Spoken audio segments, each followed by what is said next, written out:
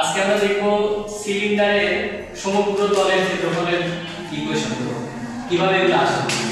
এখন একটা সিলিন্ডার বলতে বোঝায় যে এরকম একটা সিলিন্ডার, এটা একটা তল আর একটা তল। এখন উপরের দিকে যদি আমি খেয়াল করি তাহলে এখানে একটা বৃত্ত আমরা দেখতে পাই, আবার এখানে একটা বৃত্ত দেখতে পাই। তো এইটাই আমি একটু একটা কাগজ দিয়ে অঙ্কনের চেষ্টা করব।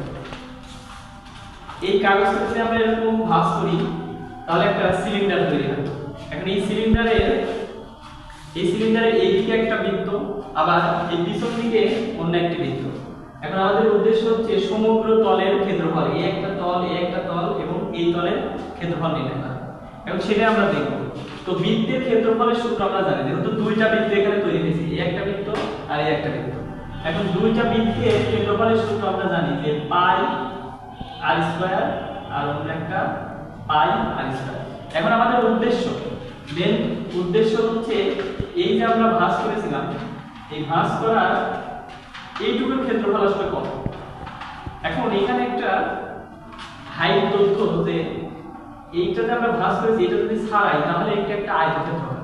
তাহলে তোমরা একটা জিনিস খেয়াল করো যে এই যে এই সামনে যে এরকম একটা বৃত্ত তৈরি হয়েছে, এই বৃত্তের পরিধি কিন্তু এই আয়তক্ষেত্রের দৈর্ঘ্যকে নির্দেশ করছে। খেয়াল করছো যে এইটা যখন আমরা এরকম ভাঁজ করতেছি তখন একটা বৃত্ত রিপ্রেজেন্ট হচ্ছে, আর এটার পরিধি রিপ্রেজেন্ট করতেছে, এটা হচ্ছে দৈর্ঘ্য।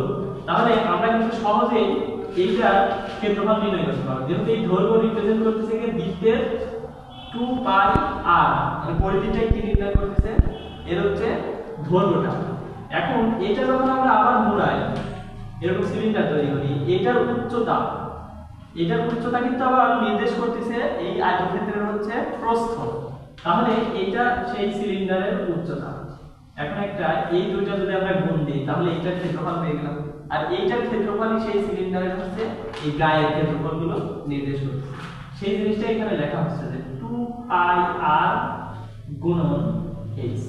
তো এইখান থেকেই কি লেখা যাবে 2 পাই আর স্কয়ার, আর এখানে লেখা যাচ্ছে 2 পাই আর গুণন h। এখান থেকে কমন যায় হচ্ছে 2 পাই আর এখানে হচ্ছে বেঁচে থাকে হচ্ছে r প্লাস h। এইটাই মূলত আমাদের বইতে দেওয়া থাকে সমগ্র তলের ক্ষেত্রফল।